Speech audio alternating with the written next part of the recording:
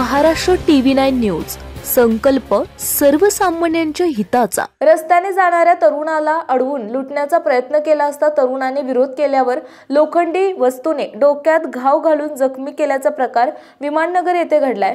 प्रकाश दीपक थापा वय 30 राहणार यशोदानंदन सोसायटी असे जखमी तरुणाचे नाव आहे। या प्रकरणी तरुणाने दिलेल्या तक्रारीवरून अज्ञात व्यक्तीवर गुन्हा दाखल करण्यात आला आहे। ही घटना बुधवारी 5 फेब्रुवारी दुपारी 12:30च्या सुमारास घडली।